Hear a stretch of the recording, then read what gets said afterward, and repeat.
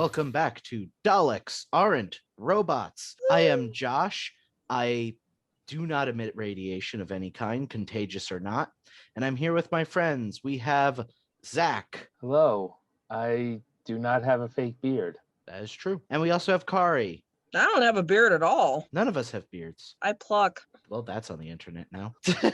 Like all women pluck, buddy. Justin sadly could not join us today as he has a throat infection, which is not conducive to recording a podcast. But otherwise, Zach and I are Whovians. Kari is a non-Whovian, and we are forcing her to watch all of Doctor Who. At this point, I think you're doing it mostly by choice. I'm on board. I'm not sure about New Who yet. But we're not talking about that today. Today, we are jumping back to the third Doctor era with the Ambassadors of Death. Bum, bum, bum. No. Wow. Because we have the Stinger now. Yeah. The Stinger. Yeah. Based on the titles, I assume it has to be pronounced that way. Kari, since Justin is not here, you are going to have to do the honors of summarizing what the fuck happened. Oh my God. Okay, I will do my best. Okay, so an astronaut is being sent up to retrieve the astronauts of Mars Probe 7, which has gone silent, and it's been silent for more than 7 months. The rescuing astronaut hears a weird, creepy, icky noise up there, and then he goes silent because we are not on our Earth. This is an alternate universe in which Mars has been visited at least like 6 times already. It's not an alternate Earth. Well, we can talk about that later. I'm just saying there have been manned space flights to fucking Mars. The doctor sees the thing on TV and then he goes to help. It turns out that the creepy, icky noise is a message, and then a group of people on Earth replies to the message. When Briggy sends guys there to where the humans sent the message from, there's a big gunfight and like 85 unit guys are just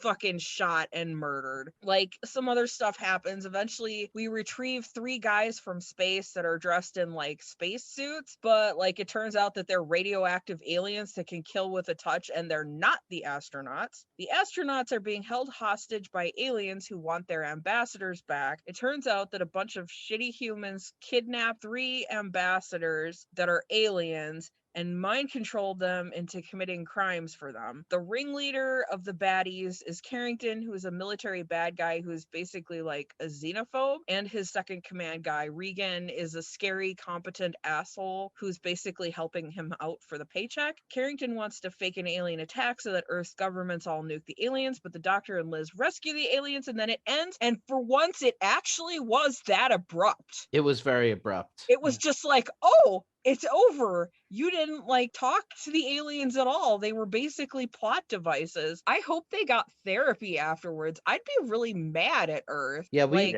spend no time on how the aliens feel about their whole abduction situation. Did they even get a name? No, they're just the ambassadors. Yeah, and like the whole race isn't the ambassadors, it's just those 3 people. We don't even know if they're 3 guys. We should begin with our main characters. We might as well start with the Doctor, as we usually do. Oh, he was good in this one, wasn't he? I thought he was. I mean, it started off right away, too, because he Karen'd his way into the bowels of that space center. Like, he does not have a pass. He somehow manages to get in there anyway. It's pretty hilarious. Yeah. He also traps a bunch of bad guys by somehow magnetizing their hands to Betsy, the car. He does that. Yeah, and if your hands were metal, that would mean something. It's force fields somehow, but I mean, it's whatever. I don't care. It was funny. I mean, whatever. It's Doctor Who. It's not going to be scientifically correct anyway. Oh. He even becomes an astronaut himself and goes to space to talk to the alien leader. He is short with people at times in this one. And at one point he gets knocked out, which I did not talk about the last time, but Pertwee is really hilarious when he gets knocked out. He rolls his eyes up and he just looks like the most helpless, hilarious thing. It's pretty great. I'm not saying that he's a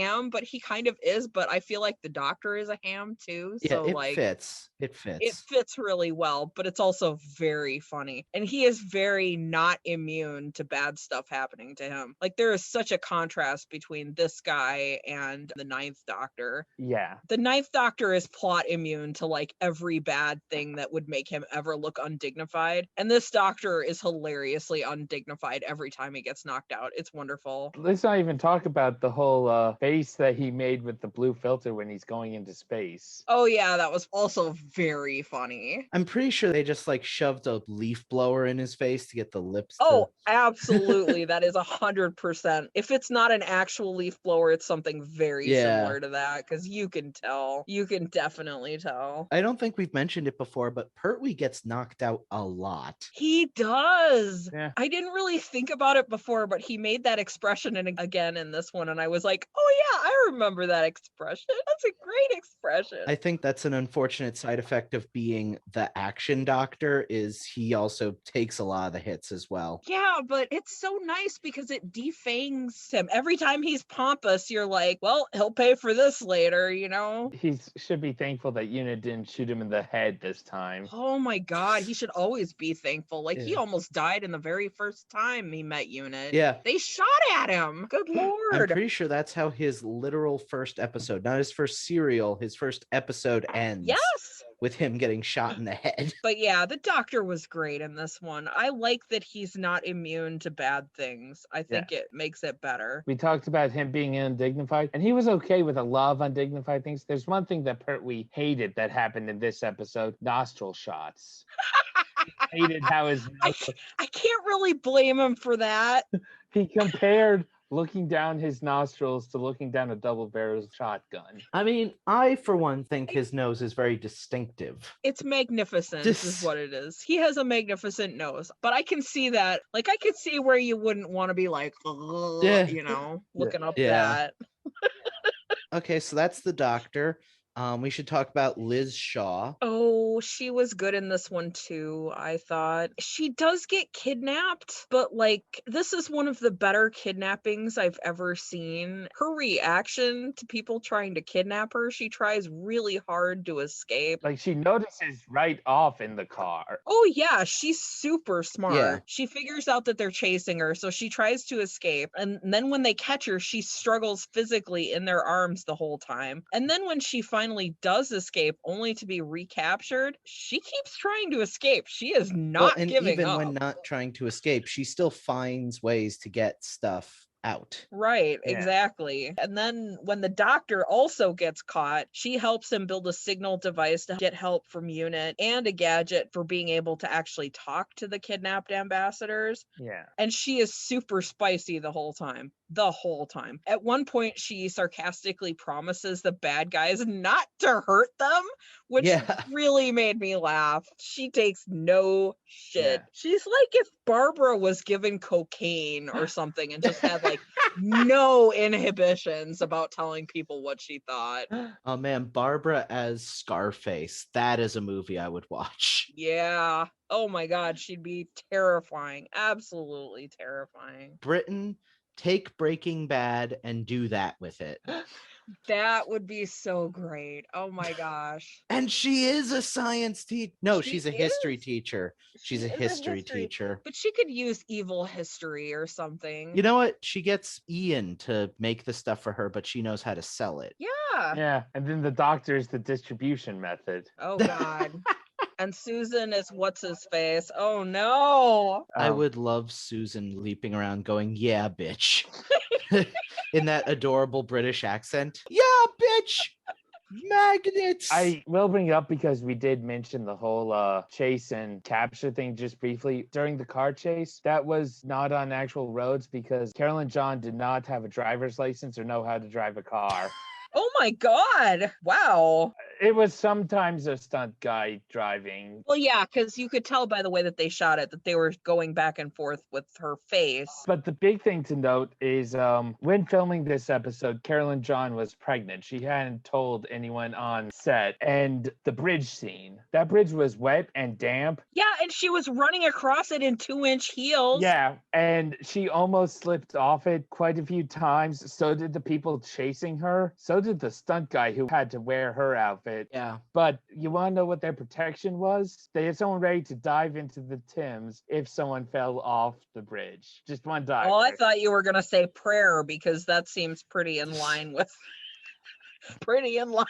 how much these people care about their actors. Shout out to Roy Scamell, who was her stunt double, who had to do the bridge scene in heels and the mini skirt as well. Wow. And mainly the thing he did there was he went off the bridge when they caught her. Yeah, he like flipped over. That was pretty impressive. That did look real, and I'm sure it probably was, basically. Yeah. One of the things, though, that I find really funny about that is I know guys who have like paused that episode right at that point because you get a good shot of her legs coming out of the miniskirt when she's going over, and that's Roy Scamell. So that whole time the legs they've been looking at were that of a skinny British dude.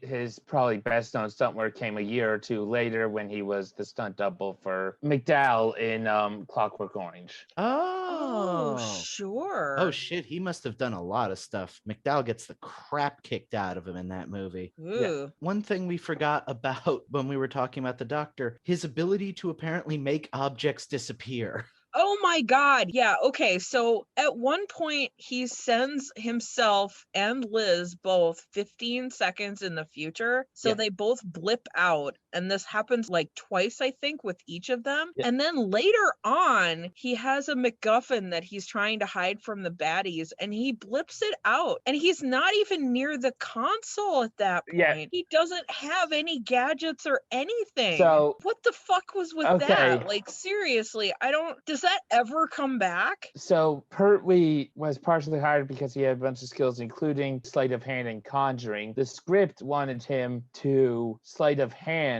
the tape away. That was not a tape. It was like a reel. Yeah. It was like 9 inches diameter. It was huge. Yes. Well, that's why they went with film editing. Yeah, I was about to say that was clearly a camera trick. Yeah. Like, yeah, it's very blatant. Yes. So in canon, is that supposed to be the Doctor sleight of handing? Yeah, that's kind of what he says afterwards. No, it is not. No, Yeah. no. Yeah. No, he doesn't. He says some bullshit about how, well, no, that wasn't time travel at all. I guess he said a little transmigration, so I guess that's his Doctor-y way of saying sleight of hand. No, it isn't. That's not what that word means.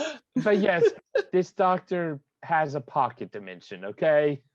It doesn't really So he keeps that in the future is what you're telling me. I mean, if we're calling it sleight of hand, then a ton of Doctors in the future have used sleight of hand. 7, 8. There's sleight of hand, and then there's what he did here. Yeah, but like 8 used actual sleight of hand. Yes, he did. Yeah.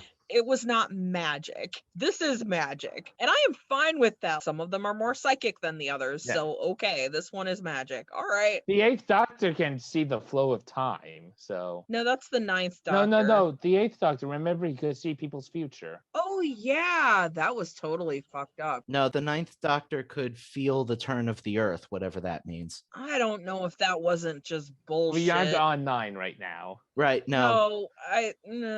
Briggy, we got to talk about Briggy because he can't hit the broadside of a frickin' barn in this one. No, he also leads from the front, which is really stupid because he's the only person who knows what's going on. He's actually like one of 2 unit soldiers who actually manages to hit something in this episode. Yeah, like once. I mean, he does okay in this episode mostly, and he does back up the Doctor when he's given the chance. He always acts within his role in the military. He's just soldier guy all the time. I mean, he did start to question Carrington. Yeah, but until he had like official word or whatever, he didn't do anything. Brigadier is lawful neutral to a T. He is by the book all the time. He should not be allowed access to firearms. Like, And that goes to all of UNIT too. Like these guys need to take like a training course or some shit. But Kari, shooting is all they know. Yeah. Yeah. And that's why they shouldn't have guns. Something interesting, Nicholas Courtney, he really did not like guns when he started doing Doctor Who, and especially now he was still uncomfortable with the guns. I mean, he does seem to have okay trigger discipline or whatever you call it, like gun discipline. He shot from the hip like twice. He's not pointing it at people that he doesn't want to shoot. You know what I mean? Like he's conscious of where he's pointing it. Which is more than you can say for most of UNIT soldiers who Oh just my pointed at God. anything that moves. Yeah, but they actually do intend to shoot anything that moves, so that's probably okay. Heaven help you if you are in an escort mission with UNIT soldiers. Like when all you have is a hammer, everything looks like a nail, but all UNIT has is guns, so everything looks like a target. I love that one shot they get of the Brigadier where he's got the gun up like this and a guy appears behind him, and without even looking, he's just like, bang! And it's like a James Bond bit. Maybe that's what the problem is. Maybe he needs to not look in order to hit people. Maybe he goes by sound. He's basically a bat. Like you need to put a blindfold on him or something. I don't know. The Brigadier as Batman. Okay, now we need to talk about it. He fucking dismembered the TARDIS. He dismembered the TARDIS, you guys. The Doctor fucking dismembered the TARDIS. This era is not going to be good for you if you thought that was bad. Like we are not explicitly told that in this episode either. I thought that he and Liz were in the TARDIS because there's a scene with them at the console, but apparently he removed the fucking console like a goddamn maniac. You dismembered her, you fucking vivisectionist whack job. Also, he's trying to undo what the Time Lords did to the TARDIS. So you just take her guts out? Also, I will say this is one of the last times we see the original console that has been there since Hartnell. That is the original console still. You can see that it's falling apart, and it has actually always been that light green because a pure white console Sure, wouldn't show up nice in black would have and blown white. out the cameras. It is still weird to see, though. It's like Han's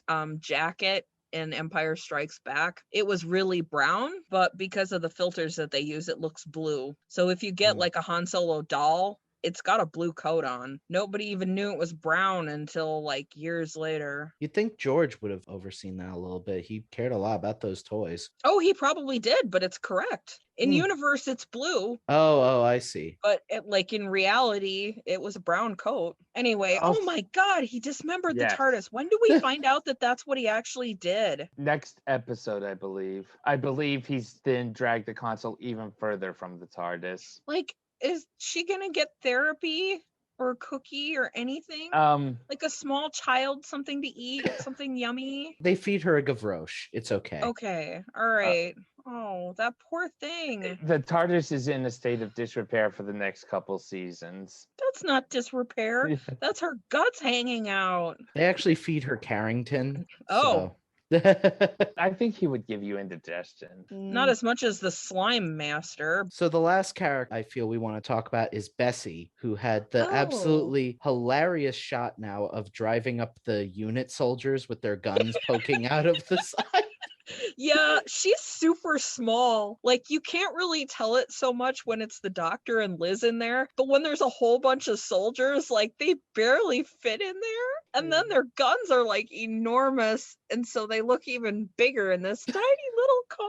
I was reminded of that bit in the 89 Batman movie where the Joker's goons chase after Batman and they're literally shooting guns out of the windows of their car like it's a frickin' Fleischer cartoon. Yeah, but Bessie did good. She magnetized some guys to her. Something to note, one of those guys, the guy wearing sunglasses, was Carrington. Oh, was he? Yeah. No, I didn't notice that at all. I will also say, I think this is the first time we've seen one of Bessie's gadgets. She obviously gets a lot more as the show goes on, and the Third Doctor era becomes a bit cartoonier. Well, the Doctor then says it's not magnets, it's a force field, and it wasn't strong enough, so... I think he probably actually intended it to like liquefy their internal organs or something. They were still alive afterwards and could walk away. That's not what he wanted at all. That was all the regular characters. Yeah, that's that all I of our had. regulars. We've got a lot of side characters. So, which of our many side characters Oh should my we start god, with? there were so many characters in this one again. Like, you guys need to cut some of these people out. Like, there's a few that actually matter, though. Carrington, the evil military bad guy, who's the bad guy. He's like a caricature, and he's doing this because these aliens accidentally killed his coworker when he went on an earlier Mars mission. And, like, the show actually explicitly calls him out as being crazy in the show. Yeah. Because he claims that it was his moral duty to nuke the aliens. And it's like, sure, Jan, nuke the scary blue people who literally came here as peaceful ambassadors. I will say, though, the Carrington's kind of, in my opinion, one of the weak links of the serial. I like how explicit they are in just like, wow, this guy's a nut job and incredibly racist, but using crazy as an excuse for him to just be evil and do bad stuff,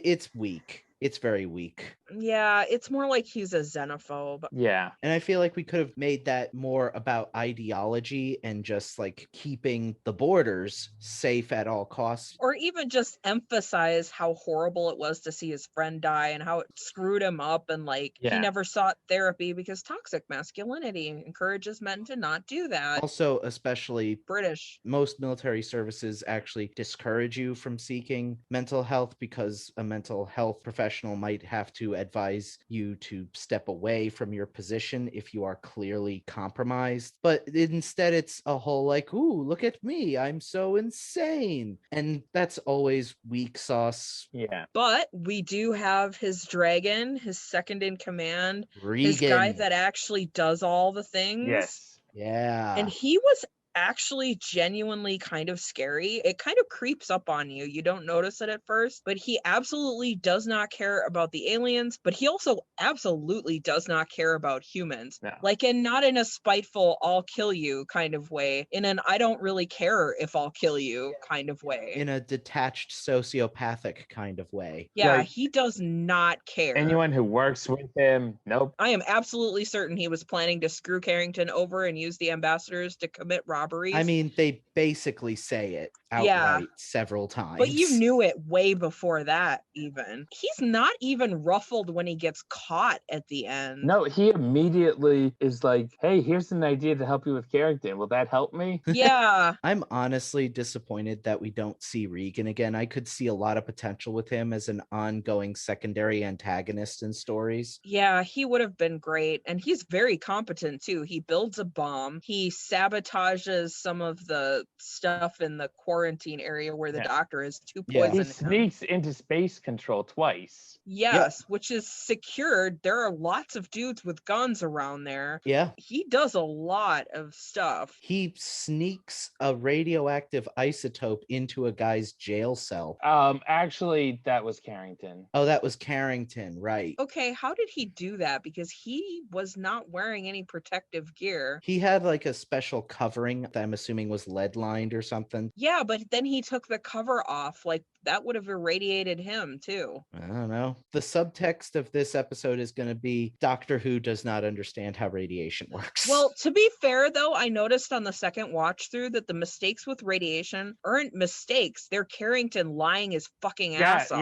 Yes, I yes, didn't they mention that when it was happening because I didn't want to. Right. Yeah. You're probably supposed to think contagious radiation. That's not a fucking thing because it's not. And Carrington is lying. He's the bad guy. Yeah. I do want to bring up while we're on Regan and his men, through writing and getting close to rehearsals, it was going to be much more obvious that they were all Irish. Whoa, that's racist. Yeah. Holy shit. And the only reason that they toned it down was because leading up to them starting the film, the Troubles really kicked off. I was gonna say, what are you doing? Do you want to cause the Troubles? Because that's how you cause the The Yeah. troubles are already Oh, starting. And in no. fact, Carrington's backstory in the book is that he's ex-IRA. Carrington's or Regan's? Regan. Sorry, Regan. Well, no, it makes complete sense. It Regan. makes complete sense for Regan to be Yeah. ex-IRA. He's making bombs. He's sneaking around. The last villain I kind of want to touch on is evil politician man, whose name I don't remember. Oh, I didn't Um, even write him down.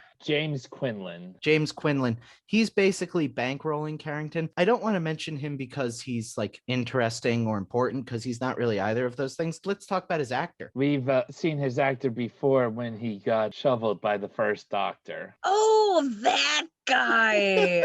Okay. Yeah, now that you say that, I'm like, oh yeah, okay, I can see that. So of course we had to bring that up. It's the shovel. It's the famous shovel scene. I had some of these other guys written down too, like Tiltalion, who's like the evil bearded guy. He's just like a mook, and then he gets blown up awkwardly by his own evil man.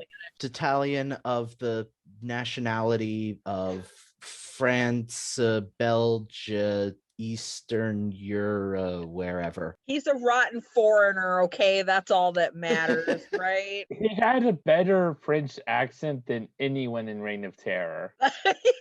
Meaning he at least tried. He Yeah, did. He tried. That's true. That's very true. The other main side character that I think we should talk about is the coolest man in the world, the guy you want in every high pressure situation. The head of space control. Oh, yeah, Cornish, the competent bureaucrat. Yes, Cornish. He is just like the bureaucrat in the Silurians, except he's not evil, he doesn't suck at his job, and he's totally cool under pressure. So basically, he's exactly not that guy. He is not that guy. He is exactly not that guy, and he had a lot of charisma for basically playing a bureaucrat who doesn't really do all that much, but he had a lot of charisma in the part, and he was just really good. He's mostly just there to support the Doctor. He's another asset that the Doctor can use in fighting the bad guys. Yep. Yes. And even though he did not trust the Doctor at first and tried to get rid of him, he was sensible enough to figure it out that he could help. He didn't have any of the stupid ego or whatever that would get in the way and cause him to butt heads. Also, he really legitimately cared about the astronauts, which was nice. He did. And he looks a lot like Jack Lord, but with Alexander Siddig's hair. And then finally, the other guy that I had written down was Lennox, the wormy scientist, who is a scientist who's kind of wormy, who tries to care for the ambassadors, even though he's technically kind of working for the bad guys. He does escape himself, and he is then horribly murdered by radiation. Yeah, I do feel bad for him because he's clearly trying his best to do good in a very, very hard situation, but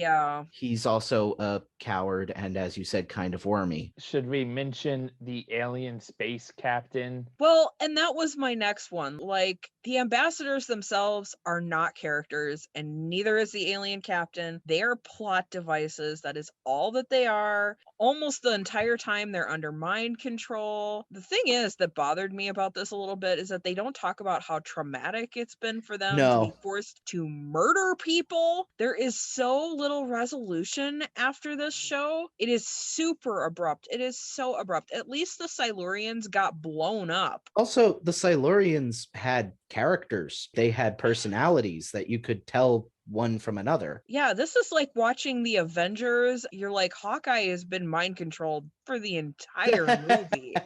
Like, we know nothing about this dude essentially until but yeah, these people are forced to murder people on a weird planet, and they're gonna need so much therapy. Also, they're apparently tinsel mummies, which is like, okay. What they wanted to do is they wanted him to glow and to glow brighter every time he talked, and what their budget allowed for was tinsel mummy. Yeah, I mean, that's okay. I will also say that the actor they got to voice him, same guy who voiced the Silurians. Oh God, fair enough. The most overused actor in Doctor Who. He plays all the aliens. And the thing is, like, this was already a lot like the Silurians, frankly. I think we should talk about that. So the episodes for this serial are credited to David Whittaker, who we actually know on this show. David Whittaker was the story editor for the first season of Doctor Who. He also wrote Edge of Destruction, aka the infamous Scissors one. But there are two writers who are uncredited who, let's say, had a lot more influence on the story. One of them was Malcolm Hulke, the author of the Silurians. This story was originally going to be the second serial in the season, but because of time constraints and Whittaker not delivering, they canceled that. Whittaker had one draft done of the first episode. They got Trevor Ray to rewrite the first two drafts, and then Hulk came in and did the rest with Dix helping. Dix, by the way, is Terrence Dix, who is the story editor for the Third Doctor era. So this story had 4 writers. Because Malcolm Hulke was the final writer and the one probably working closest to the actual production, I feel like you can feel his fingerprints on it. In particular, he was clearly cribbing from the Silurians. It wouldn't have been so noticeable if they hadn't been 2 in a row. The Silurians was actually a rush job. He finished up the Silurians quicker than he was going to because the Silurians was going to be the 3rd serial. Incidentally, I think this is the last serial credited to David Whittaker in the show, which is a real shame because based on interviews with David Whittaker, it's also the one he hates the most, probably because he didn't really write it. Yeah, it's terrible to have your name on something that you do not stand by. And he didn't even get paid for it. So that's even shittier. Yeah. Man. Hulk got paid. Which, I mean, Hulk deserved to get paid too, but they should have all gotten paid. Well, that explains a lot. Character-wise, I think we've covered everything. So setting? Okay, because we got to talk about this because this is not our Earth. This is an Earth in which we have sent, it's not just one space probe to Mars either. There have been 7. Okay. 8 if you count the recovery mission that we're watching in the show. So this gets dropped somewhat, but they aren't set in the 70s. They're set in the near future. Depending on which production person was thinking, is anywhere from 20 to 30 years or more in the future from when they were. Oh, so that's 2000, is it? Okay. Especially for this serial, the costume designer, instead of trying to make future clothes, went for dateless outfits. No, she didn't. No, she did. No. Those shoes that Liz almost died in on the bridge are not dateless. And they are bitchin' ass, cool, awesome, Yes. beautiful shoes, but they are very dated. You could date this whole serial based on those boots alone. And that hair and just those boots alone. Apparently, by the year 2000, people of the 1970 were expecting us to have multiple probes to Mars. Oh my God. Okay, so are they gonna drop that then? The unit timeline, the timeline is incredibly fucked up. Anytime you try and squeeze it into the rest of the show, it doesn't really work. Except that it clearly happened because it's also one of the most referenced time periods in the show's history. Yeah. So it took place in the 70s, except it didn't. And New Who accepts it taking place in the 70s, except it didn't. So we're having to work on the multiverse theory here because this can't be a thing. By the time that unit comes back in the 80s, it's complicated. It's the 70s, because when it comes back in the 80s, it's contemporary, and they're referring to all of this in the past. So this has to be the 70s, even though we're pretending it's not. There's a multiverse. Like, that's the only way you can even slightly deal with this. I'm gonna assume that this is like some sliding timeline bullshit, like the Marvel universe. Like, shit takes place in a time period until it's uncomfortable, and then they slide it to whatever time period they want it to be. Right. Even when we get further on in the Third Doctor's era, that new future thing does get dropped, and it makes it even more confusing. I'm pretty sure by next season they basically drop it and are like, it's 1971. Because the near future thing was an idea of the original producers. So when Let's took over. Oh my God, how do they not have a series Bible? That's why we do that, you guys. I get this show was kind of a soft reboot, but then you should have a Bible for your soft reboot. Yeah. Yes, it was originally a soft reboot, but at this point, you still have Barry Letts having his mandate to try and kill the show. And then there's the fact that not only did they dismember the TARDIS, but they also put her controls in the ugliest room ever created on the Earth. I think everyone was spontaneously went blind in the 1970s. That's not the 70s room. That's a room from Yeah, that's a room from 2000. I mean, I was alive. I graduated from high school in 1999, my dudes. We did not go blind. This is the 70s. I blame the 70s. There were some really cool location shots in this, though. Yeah. Like there was a factory with pipes and walkways, but they were used really well too. Like it looked visually really nice. I also thought that the space scenes in this looked pretty good. The alien ship had some really dodgy green screen stuff. That was pretty dodgy, but like the human spacecraft in the control room was pretty good, especially considering that it was probably like sheet metal and paper clips. You even had to call out at one point when the set moved when someone was thrown against That it. was funny. He threw a guy at the wall and the wall wiggled. For the space stuff, they did a lot of things like slowing down the footage. Yeah, you could tell. And flipping the cameras upside down. That was really nice. And the Doctor getting out of Mars Probe 7 in the alien spacecraft, they used a forklift they painted blue to lower him.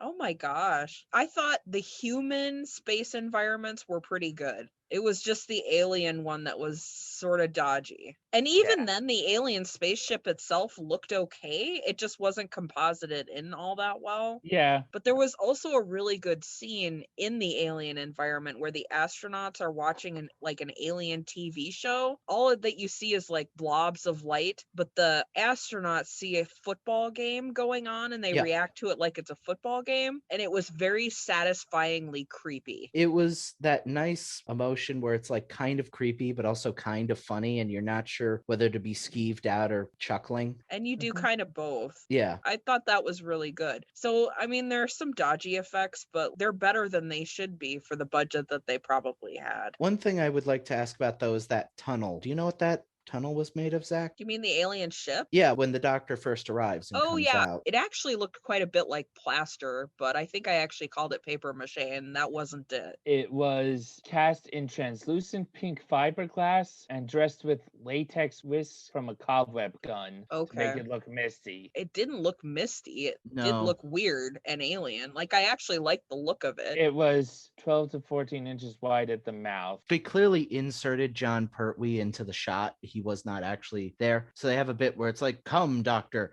And you can clearly tell John Pertwee is just doing this, like the running in place thing. Yeah. I mean, it sort of looked like an SNL sketch a little bit. I don't know if you guys are Trek nerds, but it looked like the Doomsday Machine to me. I can see that. Not super convincing, but it's kind of got a cool look to it. It's like a cornucopia of death. Yeah. And that's what the alien spaceship looked like to me. I will also say, while we're on setting, you remember that warehouse fight? Yeah.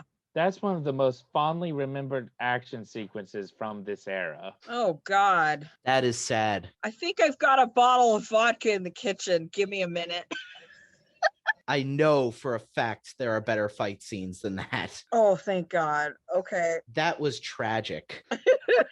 It was hilarious, though, especially where Briggy fucked up. That was really funny. Where he shouts and calls the guy out. There's a guy attacking Briggy, and like Briggy holds still, and this other guy on Briggy's team like sneaks up on the bad guy, and like Briggy, instead of just letting him sneak up on the bad guy, goes, "No!" So of course the bad guy turns around and is not hit by this other guy. Yeah, he dodges it. God, all you had to do was nothing.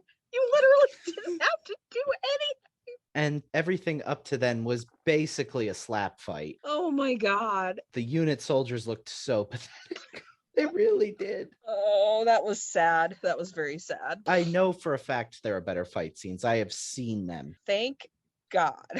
So even though that is all technically setting, I feel like we've kind of begun leaning on production. So how about we jump into production? Oh my God. This episode has the most 1970s music I think I've ever heard in my entire life. That, sir, is no Crumhorn. Like, I like the music. It's good music. It's weirdly discordant at first, but then once you figure out what's going on with the ambassadors, that they're being mind controlled, there's this eerie kind of like a harp-like music, and it fits really well once you know that they're being mind controlled and it's supposed to be spooky. I really like the music for this, but it is very of its era, or of its real life era, but apparently not the era that's in the show.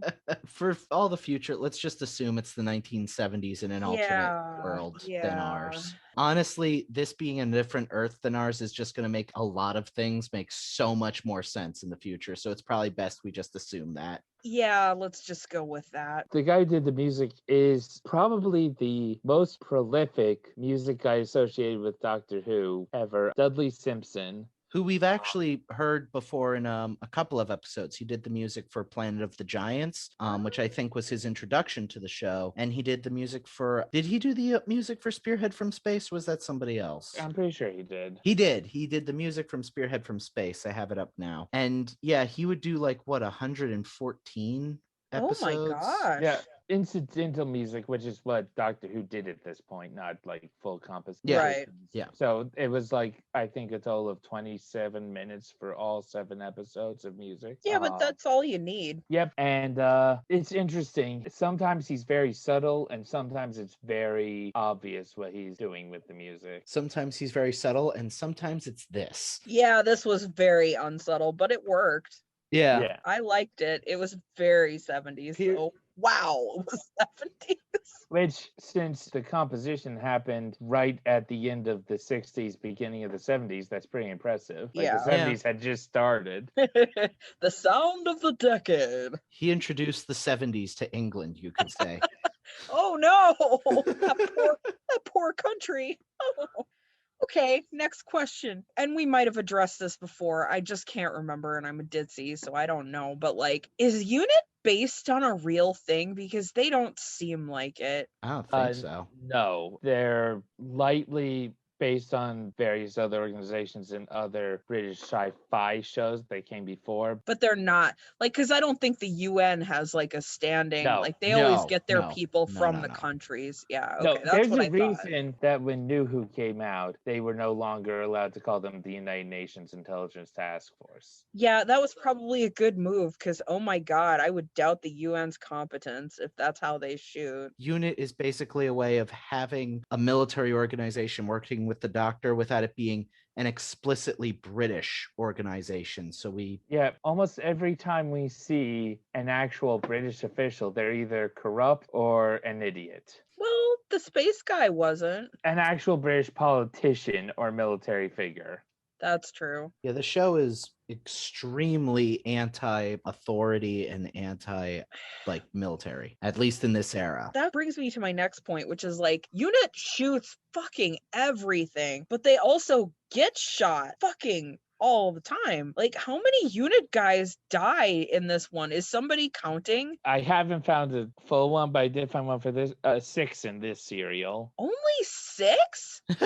I felt that was a little late too. They did say that there were 21 deaths for the whole episode, though. Okay, all right, that's Like fair. a lot of people die who aren't UNIT soldiers. Yeah, that's true. Okay. I guess also there's like guys who get punched out and it's like, well, are they dead or are they just unconscious? Right. There's a skill to kill counting. Yeah, that's true. And a lot of the UNIT soldiers had the hilarious thing of having their guns shot out of their hands. Yeah, I noticed that too, which is like, guys, you've already shown some poor bastard getting hit by a car. Like, that bridge is crossed, friendo. Just show the blood. It's fine. Where did you find those statistics, though? I linked it. It'll be in our show notes. So it'll be on the website. That website, of course, being Daleksaren'tRobots.com. Please check it out.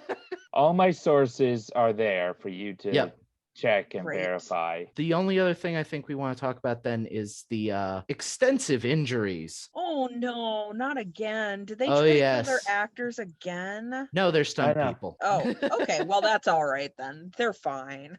The biggest one is one of the motorcycle stunt guys lost control of the motorcycle and it took out a camera and injured several of the crew. Oh my God. Okay, so in addition to stunt people and actors, we're now trying to kill the people making the show. Man. Also, when Carolyn John was driving, at one point, she did almost take out a cameraman. Oh my God. And you remember the guy who climbed onto the helicopter that was taking off? Yeah, that looked super unwise. He got caught in the strut and was dragged along the ground until they managed to land it. He wasn't that injured, so they did another take where when he dismounted, he didn't do it right, and he landed hard on his feet. When he asked to do another take, Barry Letts wouldn't let him because he was already pissed with this guy because this guy was the head of the stunt company that they were using. Maybe don't hire them again. I'm going to assume that this was not a stunt company that would carry on into future seasons. Actually, they would, and Lowest bidder. maybe I should also. The company was called Havoc. The company was called Havoc. Okay. Why would you hire a company called Havoc? What the fuck, you guys? Come on. All right. It is what it says on the tin. Well, that seems like a great place to end production. Let's head to the scores. So for anyone who's new here, this is the part where we take our opinions that are fluid, grand, Majestic. They're very majestic. They're Havoc, in fact. No, they're not. And we boil them down to an arbitrary number on a scale of 1 to 4, 4 being the highest, 1 being the lowest, except when we decide that we want to go lower, which we have in the past. I will go first. So, as Kari has mentioned, this serial is by and large a sloppier version of the Silurians. There's a lot of parallels, a lot of comparisons. At the same time, I really liked the Silurians. I'm going to give it 3 Daleks out of 4 because I feel like it's largely pretty good and comes together well, and I ultimately like a lot of the things it's doing. Kari, you want to go next? Oh, I did like a lot about it, but the fact that it came right after the Silurians really hurt it for me. Plus the fact that they just don't do anything with the actual aliens. We never even find out their names. No. Those poor people must be so traumatized. I feel really bad for them, but they weren't given any time to be characters at all. So I'm gonna have to say 2. All right. 2 Daleks. I know that's kind of lowballing it because there was a lot that I liked, but like that's kind of a major story beat to miss. That's fair. All right, Zach, where do you land? I'm looking at it from a completely different perspective to you all. I get where everyone's coming from, especially with the lack of development with the aliens, but a lot of the human characters are good. Reagan stands out. And the mystery, other than the title spoiling it, I think is really well done. And the fact that they were trying to keep it a mystery explains why they didn't do as much with the aliens as you would like. I think for all its flaws, it does relatively pull it off. And I'm going to do something really odd for me and go 4 Daleks. 4 Daleks. Really? You think this was better than the Silurians? Yes, actually. Okay. All right. So that was our episode. If you liked it, be sure to like, comment, and subscribe. If you're listening to us, we're on one of the podcasty stores and not YouTube, then drop a comment or a like or whatever it is they do wherever it is you're listening. And be sure to follow us on Facebook, follow us on Twitter. Don't follow us to our houses. We will call the cops. Oh, and of course, check out our previously mentioned website, DalексAren'tRobots.com. We've got all of the episodes. We've got memes. We've got story notes. We've got personal articles. We've got production history resources. Anything and everything involving the podcast is up on that site. So check that out. Next time, we'll be jumping back to the first Doctor era, our OG, our starting point with The Rescue. Ooh. Hopefully with a Justin back. Yes. Until then, remember to feed your TARDIS and Don't dismember her, you bastard. And don't call UFO claims on people filming a Doctor Who movie. Oh yeah, we didn't get into that, did we? Do we want to do that now? No, that's enough. All right.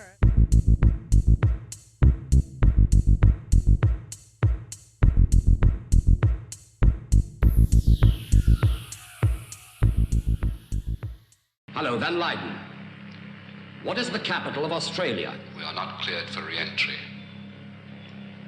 How many beams make 5? Hello, Space Control. This is Recovery 7. Will you clear us for re-entry?